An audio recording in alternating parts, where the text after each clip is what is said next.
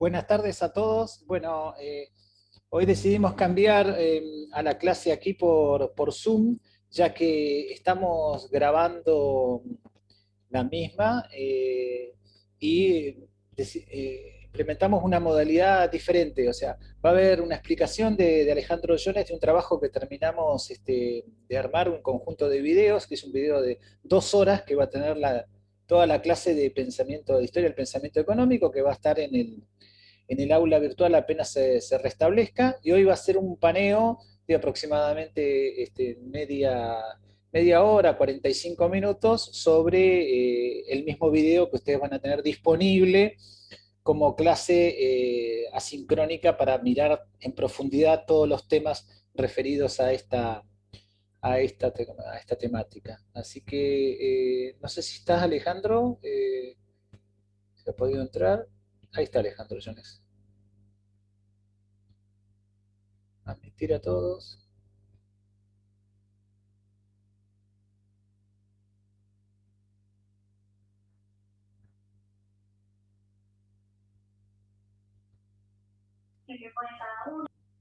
Buenas tardes a todos. Buenas tardes. Bueno, Buenas tardes. Buenas tardes. hoy estuvimos trabajando estuvo Alejandro Jones grabando un video que dura aproximadamente 2 horas, que va a ser la clase de hoy. Así que cuando esté disponible el aula virtual lo vamos a subir ahí. Por lo tanto, esta clase de aquí, del día de la fecha, la parte sincrónica, que por eso la pasamos acá a Zoom, para poderla grabar, ya que tenemos ocupado el otro instrumento que estamos usando para grabar las clases, que es el Screencast, que es un programa donde nosotros hacemos todas las grabaciones de los videos. Así que, bueno, ya está Alejandro, no sé si directamente voy a silenciar. No sé, los demás. Alejandro, estás por ahí, ya te alcancé a ver, así que si querés prender el micrófono y arrancamos nomás.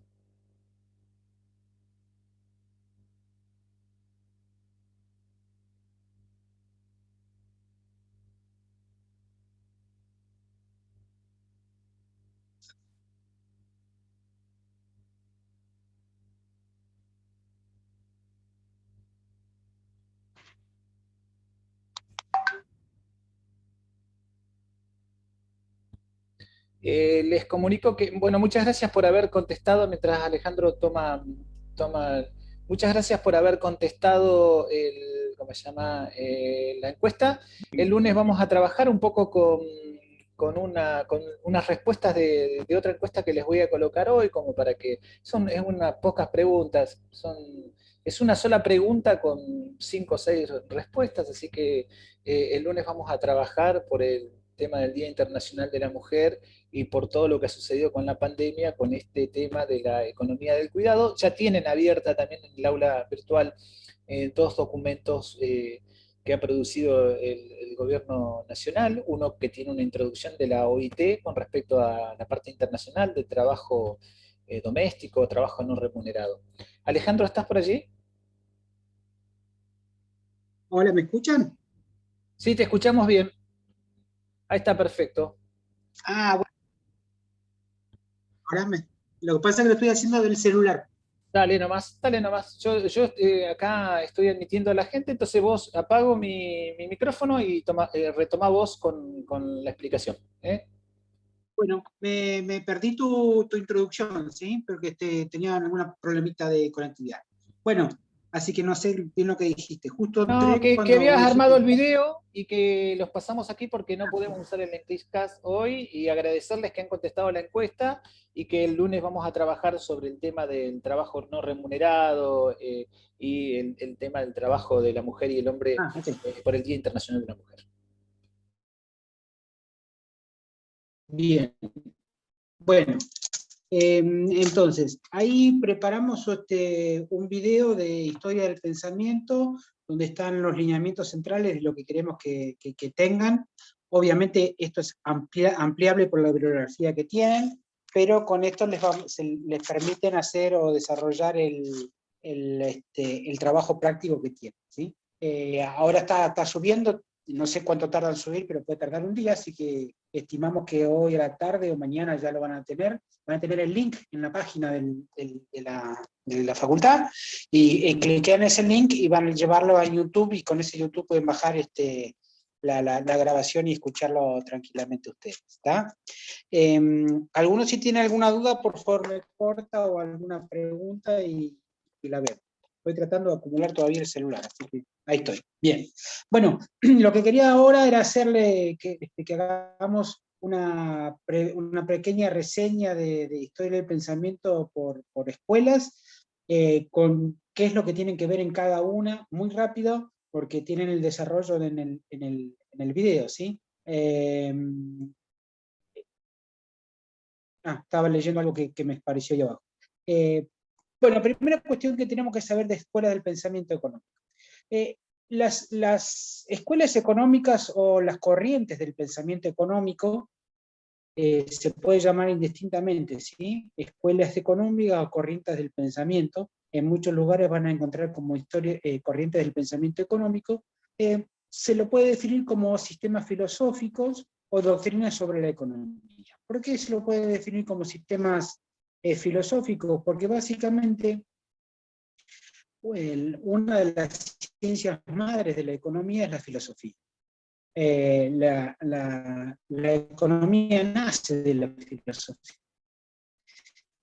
Y esto sobre todo está ligado a los inicios de los primeros pensadores o doctrinas o escuelas del pensamiento, a través de un ejemplo. Cuando construimos la curva de demanda de mercado, partimos, en microeconomía, partimos de la construcción de una curva de demanda individual.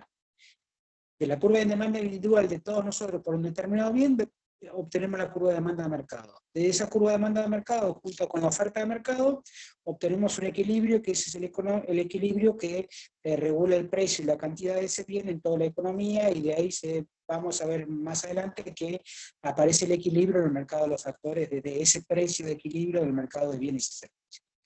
Esto es siempre en el pensamiento de una economía de competencia perfecta y capitalista, siempre en ese esquema, ¿eh?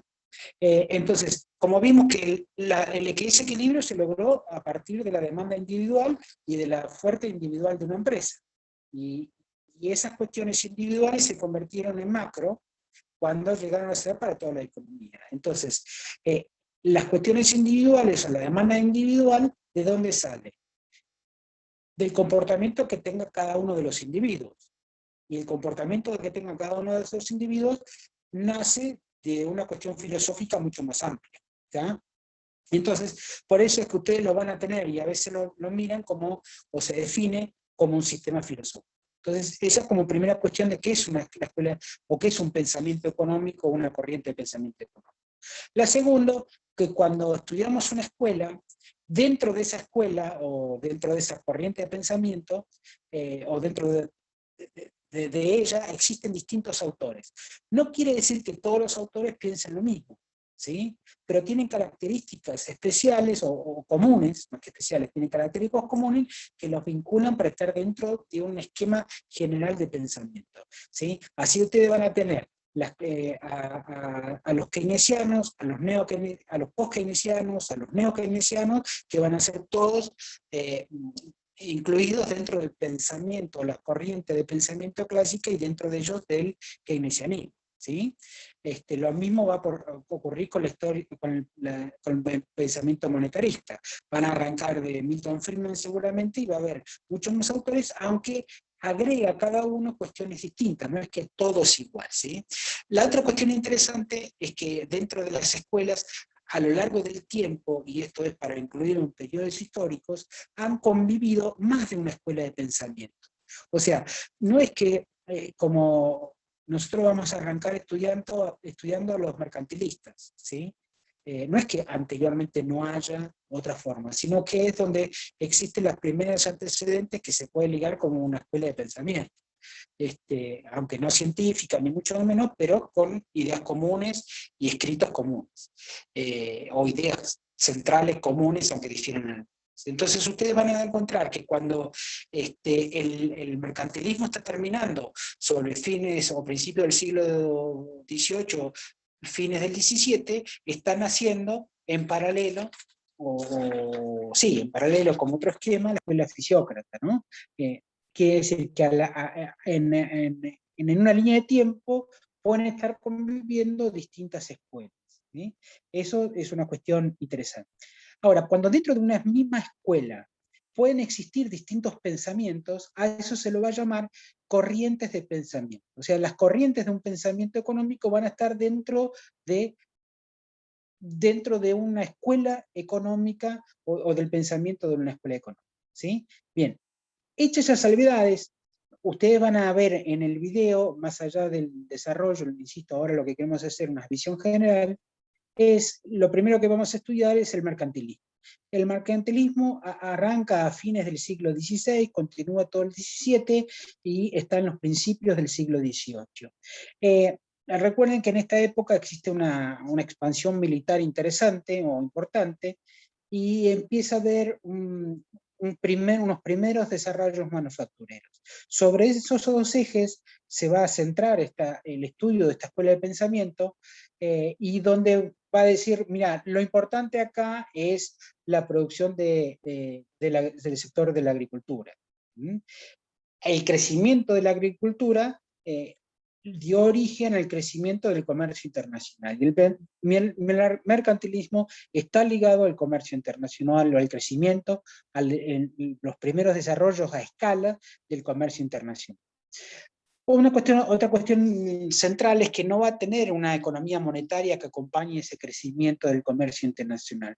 Lo fundamental va a ser el proceso de acumulación, y ese proceso de acumulación va a ser en metales preciosos, básicamente en oro y plata.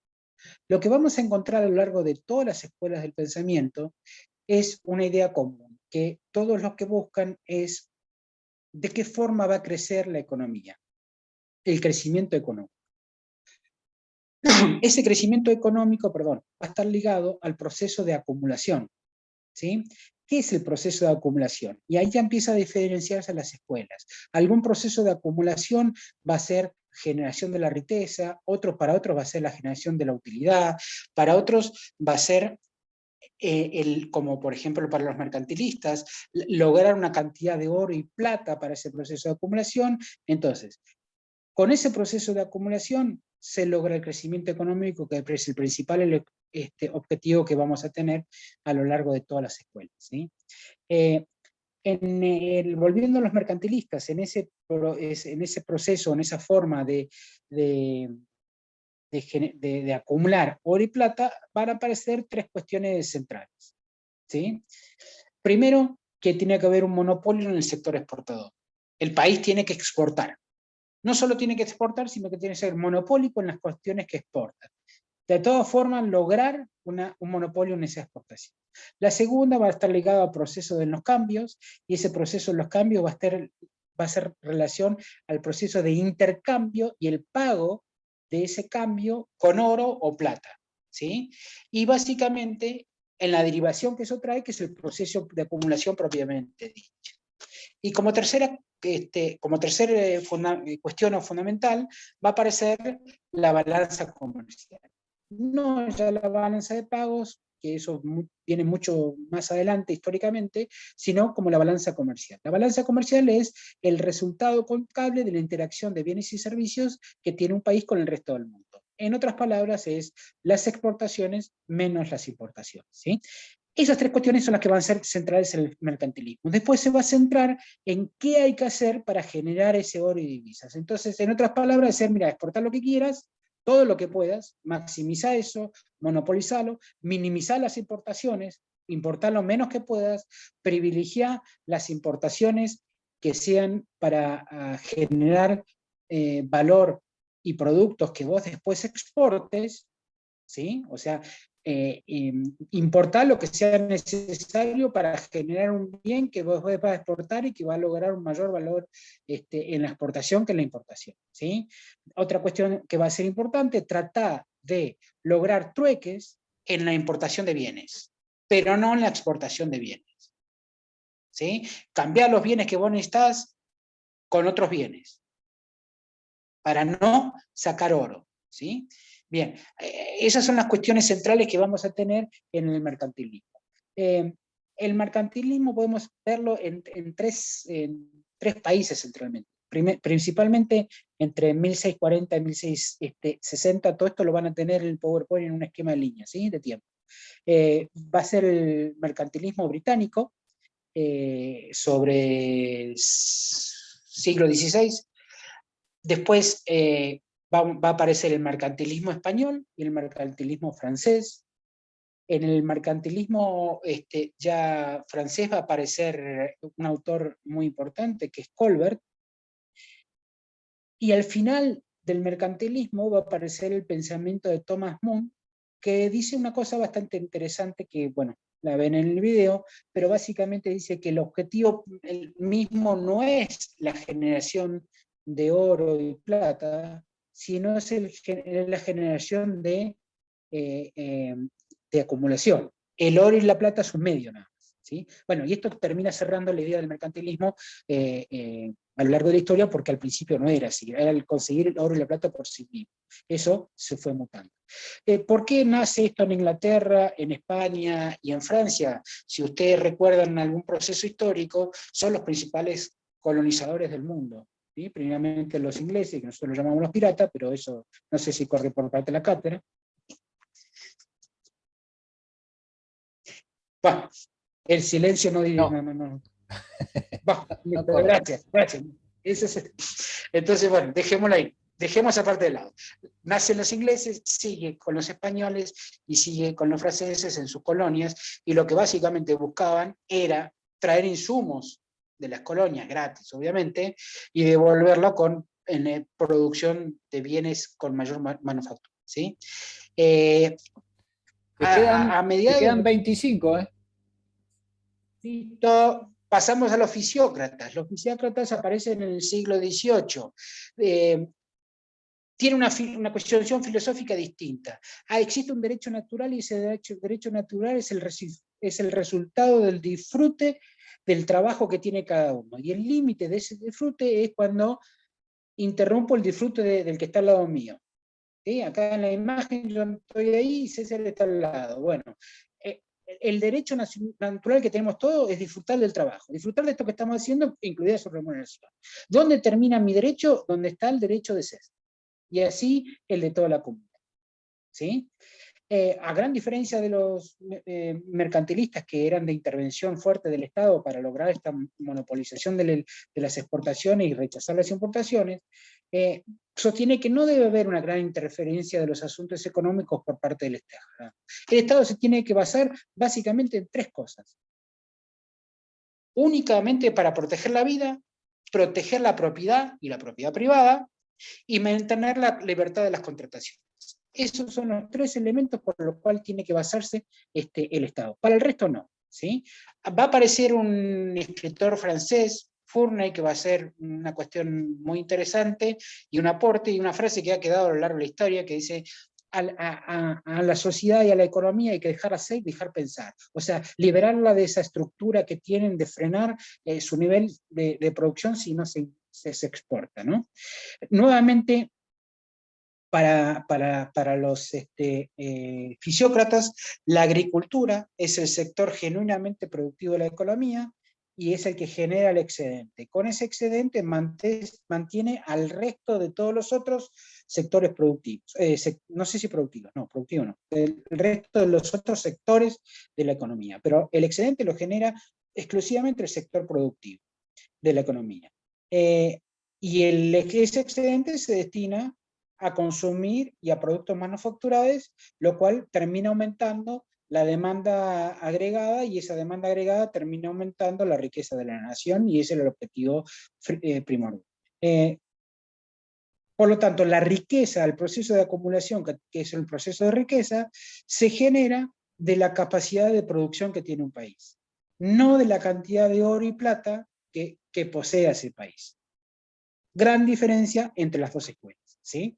Bueno, los fisiócratas, existe un autor muy importante que es Quesnay, que nace por 1694 y muere en 1774, que, bueno, por una cuestión de tiempo está desarrollado en el video, mírenlo. pero que tiene un aporte muy importante, que es lo que hoy conocemos de una forma más distinta, pero lo que termina siendo hoy el flujo circular de la economía. El flujo real y el flujo monetario. El flujo real de bienes y servicios y su compensación monetaria de flujo monetario, que son los precios y la circulación del dinero en la economía. La diferencia con el actual, que ahora tenemos agentes económicos, y en ese momento estaban las clases sociales como agentes, eran las clases sociales. Distingue este autor 3 o 4 clases sociales: los terratenientes, que eran los propietarios de la tierra, los arrendatarios; la clase productiva, que dijimos que eran los arrendatarios y los agricultores; la clase estéril, que para él eran los comerciantes, los políticos; y que podría haber una cuarta, ¿sí? Porque para Keynes sí, para el resto de la escuela no, que eran los industriales y los comerciantes. Bien, Keynes es el principal autor de esta escuela. Ustedes pueden ver ahí un cuadro que marca a los mercantilistas, los fisiócratas y los principios del pensamiento clásico, hasta Adam Smith, Malthus, Rabí Ricardo y Marx, donde y hasta Ricardo, que marcan lo que se llama el capitalismo, ¿sí? A partir de ahí empieza el postcapitalismo, ¿sí? Dentro de ese capitalismo, o en paralelo después a ese postcapitalismo, empieza a aparecer el pensamiento clásico, que a su vez va a ser el pensamiento neoclásico posterior, y después las escuelas contemporáneas. Dentro del pensamiento clásico lo vamos a tener Smith primero, Malthus, Ricardo, Marx y Engels. Esos van a ser los pensamientos clásicos que tenemos, ¿sí? Que va a haber un cuadrito que hace todo esto. Bien, después, en términos, hay un cuadro que está muy bueno también, que habla de las ramas de la familia económica. ¿Cómo? Partiendo de en los mercantiles, los fisiócratas, terminando en Adam Smith, abriendo en 2 ramas, la de Malthus y la de David Ricardo, que David Ricardo termina en Stuart Mills, podemos llamar al pensamiento clásico hasta ahí, el pensamiento puro clásico hasta ahí.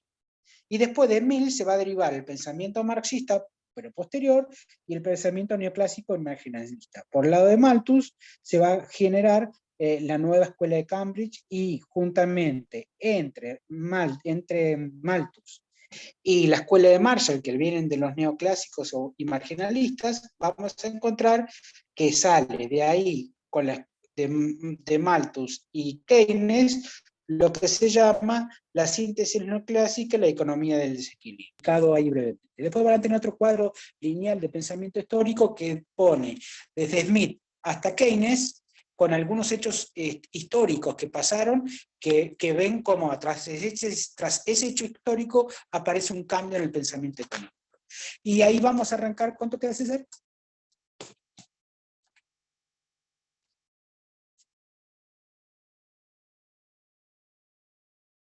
Ok, ahí vamos a arrancar entonces de Adam Smith, y vamos a ver su principal obra y sus aportes. Lo importante de Adam Smith es que es principal, se lo llama el padre del pensamiento económico, porque es quien por primera vez, a través de un esquema académico, realiza las primeras investigaciones y publicación de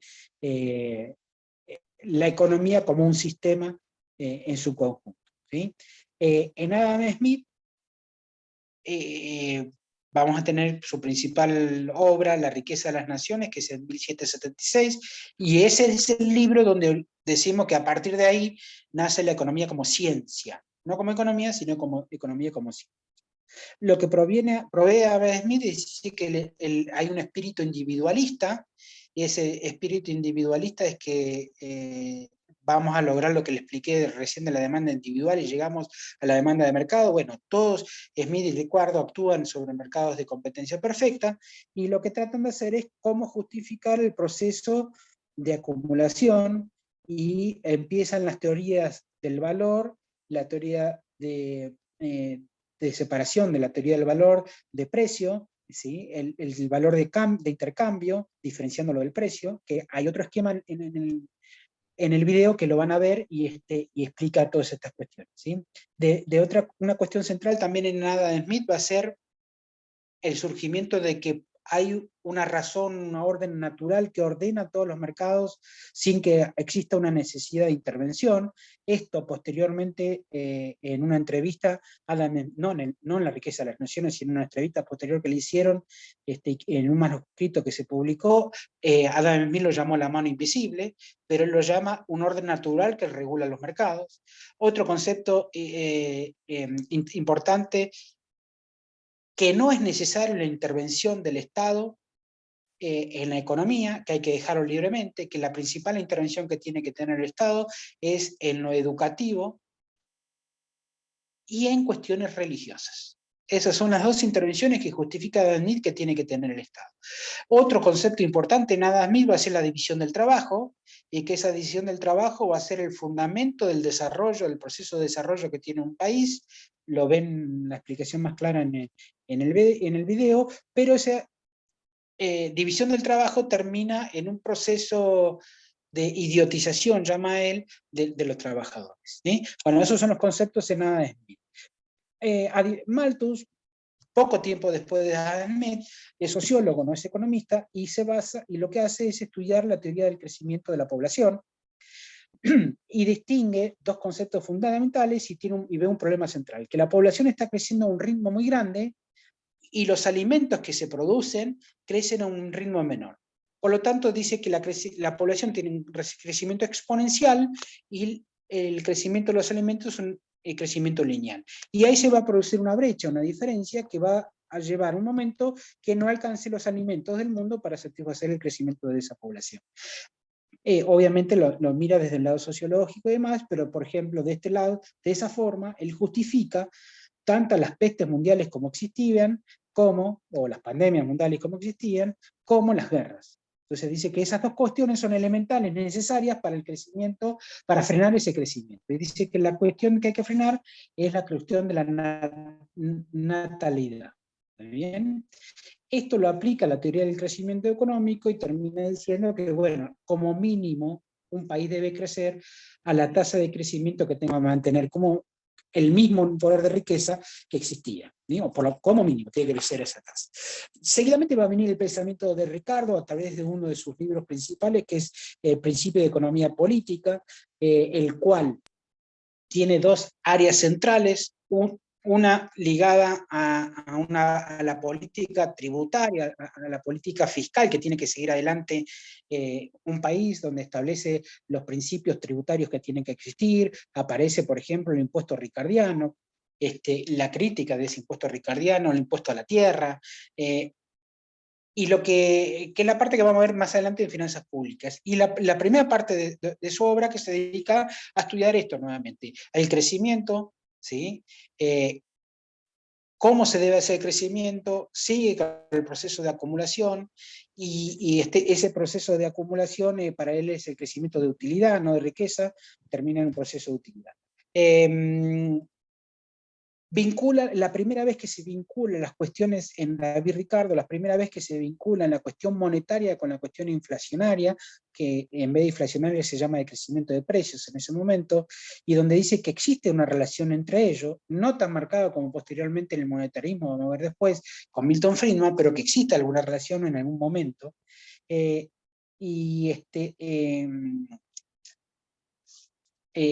que en términos de Ricardo, su principal aporte está por el lado de la parte monetaria, y por el lado de la aplicación de Malthus, de Adam Smith, al crecimiento de desarrollo, diferenciándose de la definición de valor, y al diferenciar la cuestión de valor, es quién es el que tiene que generar ese valor y demás. Seguidamente a eso ustedes van a encontrar de David Ricardo una explicación del valor de cambio y del valor de mercancías. Dos conceptos fundamentales que se debaten a lo largo de toda la historia y que se van modificando. Cuestiones que luego Keynes debate fuertemente o niega fuertemente contra Ricardo en el establecimiento de esas condiciones porque por las situaciones que le tocó vivir a cada uno, sobre todo Keynes, que venía del proceso de la Gran Depresión, ¿no? El valor de cambio y el valor de mercancías. Son dos cuestiones distintas. Lo importante para eso es que David Ricardo termina diciendo que el capital va a depender de la tasa de interés y de la tasa media de utilidad. Y ahí lo importante, entonces el modelo clásico, que después lo vamos a ver, es que para los clásicos la inversión depende de la tasa de interés y de la tasa media de utilidad. Media, no marginal, como dirá Keynes posteriormente. La tasa media de utilidad. Y que 10 hay minutos una más o menos te relación quedan. que hay una relación inversa entre el salario y la tasa media de utilidad. Quiere decir, si aumenta el salario, Ale, cae la tasa de utilidad. Ale, ¿Sí? ¿Te escuché? ¿Te escuché? 10 Sí, minutos te sí, quedan. sí, sí, Un poquito gracias. menos. Bien, bien, ahora 9. Ahora, eso lo pueden ver más detalladamente en el video de David Ricardo. Marx, alemán, va de la mano o muy ligado a Engels, dado que tenían una relación estrecha ambos, eran muy amigos, en principio más que amigos, después algunos se separaron, y es más, Engels termina la obra de Marx, porque no la llegó a publicar en función de los escritos que tenía, y Marx tampoco discute el proceso de acumulación, no discute el proceso de acumulación, sino discute la forma que tiene ese proceso de acumulación y dice el que termina generando ese proceso de acumulación es el sector productivo. Y el sector productivo, el que más genera en ese sector productivo es el trabajo. Y no es remunerado el sector trabajo con ese proceso por lo que genera.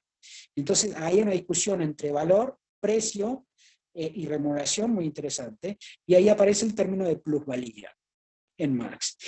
La plusvalía, un concepto muy importante para nosotros y estudiar la teoría del crecimiento, porque dado que termina generando un excedente, es el trabajo. A ver, la plusvalía, ¿qué es? Si yo genero valor por esta cantidad, ¿sí?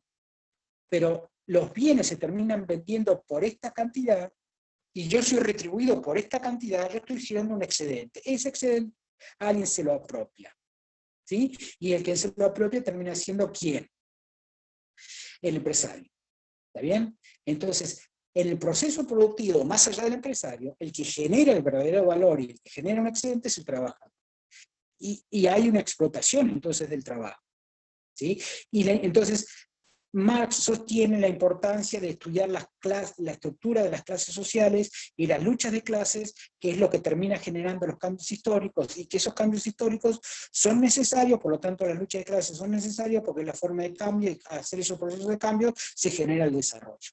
Bueno, más detalladamente lo van a tener entonces en el video. A Engels lo que sigue es, ya le dije, su principal aporte, que termina la obra de Marx, y diría que es el principal pensador dentro del socialismo o de nacimiento del socialismo en europeo, sobre todo ligado a la historia del pensamiento del obrero inglés, y luego estudia el proceso del trabajo en Francia y en España, en Francia y en Inglaterra. En Inglaterra, en Francia y en Alemania, en los tres países, ¿sí? Su principal desarrollo también está ligado a los procesos productivos como formas de acumulación. Finalmente, o posteriormente, vendrá Keynes, que Keynes viene de un proceso, o escribe la principal obra, la teoría general de la ocupación, el interés y el dinero, en 1936, a 6 años de haberse producido la crisis o la depresión más importante de la historia hasta ese momento. Los antecedentes de Keynes son antecedentes de ser un clásico, ¿sí?, de historia del pensamiento, acompañando a Adam Smith y a David Ricardo. De hecho, se desprende de Adam Smith y David Ricardo, pero plantea algunas cuestiones distintas por el proceso que le toca vivir. Primero, que se requiere no discute que los mercados por sí mismos logran un equilibrio. lo que dice que para lograr ese equilibrio se tarda mucho tiempo, y después en otra entrevista que también le hicieron, que finalmente lo publican, es que dice, en el largo plazo estamos todos muertos, por lo tanto se requiere intervención ahora, porque el problema hay que solucionarlo ahora, no en el largo plazo. Entonces, de esa forma justifica la intervención del Estado, y justifica la intervención del Estado en dos vías. Primero, en la justificación de la demanda agregada y en el consumo, y ahí es donde aparece la propensión marginal a consumir, a diferencia de la propensión media a consumir que utilizaba Ricardo Smith, dice, el aumento del desempleo se genera con, el reinicio de la economía se genera por dos vías. Por el lado monetario, en menor medida, pero por el lado real en fuerte medida, que por el lado del aumento de la demanda agregada, básicamente a través de políticas que aumentan el ingreso disponible, básicamente, por ejemplo, a través de la obra pública, ¿sí? Y la necesidad de una distribución de la renta. Y por el lado del sector monetario aparece la dependencia o la demanda de dinero como motivo especulativo, que hasta acá no estaba analizada como tal, y es lo que introduce como necesidad de un nuevo equilibrio en el sector monetario. A Keynes ya dejamos todos los pensadores europeos y nos venimos al primer gran pensador americano, que es Milton Friedman, el cual nace en Nueva York en 1912, y va a contraponer fuertemente a las ideas keynesianas, y lo que va... Friedman es de la Escuela de Chicago, la Escuela de Columbia, tiene un premio Nobel que se lo dan en 1976, rompe el pensamiento de relación entre... 3 minutos, anda haciendo un cierre y así no se nos corta intempestivamente. Milton Friedman entonces rompe el pensamiento de la relación entre la circulación de dinero e inflación, y sostiene que hay una relación clara entre la cantidad de dinero y la inflación, que los mecanismos automáticos de ajuste resultan y hay que dejarlos, por lo tanto la intervención del Estado tiene que estar, y el objetivo de la política monetaria es la no intervención y fijar una tasa de crecimiento de la cantidad de dinero anualmente, y eso va a hacer frenar procesos inflacionarios y dejar que la libre interacción de las fuerzas de mercado actúen, y simplemente hacer eso. Bien. Perfecto. Obviamente, vamos a subir el video ahora, Alejandro. dale. ¿Cómo va? Ahí tienen, no sé cómo irá ahora, pero me fijo, ya anda, ya está, ahora lo tengo que empezar a subir, ya lo grabó, ahora lo tengo que empezar a subir. Perfecto. Finalmente van a encontrar... Comentales que ya Sí, se nos va a cortar. Para que no se nos corte y quede intempestivo, por lo menos dejar en la tarea.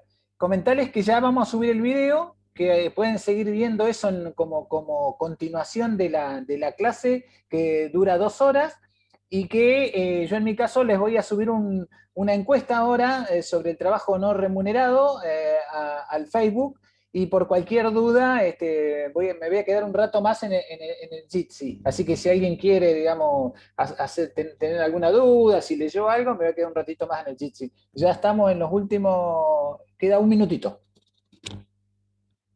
Bien, bueno, eso, lo que dijo César, ahora en un ratito yo lo subo al canal de YouTube, ese link lo vamos a pegar ese link lo vamos a pegar en el aula de la clase, ustedes acceden y ven esto que le acabo de explicar, desarrollado en 2 horas y 5, lo cual ya están en condiciones de empezar a tener para hacer el primer trabajo práctico. Las dudas que tengan las anotan, las vemos, no creo que sea el lunes que viene, pero sí puede llegar a ser en el siguiente, porque el lunes va a ser una clase especial, y bueno, espero no haberlos aburrido mucho, rápido fue porque no nos queda otro, y nos encontramos el lunes entonces. Cerramos, César. Gracias. Muchas gracias, y bueno, me quedo un ratito más en Jitsi si quieren entrar ahí para dialogar sobre algún tema, y ya mismo Alejandro se queda con subir el video, y yo me quedo con subir una pregunta de una encuesta que vamos a utilizar el día lunes. Gracias. Bien. La velocidad de subida del video va a ser la velocidad de internet que tenga.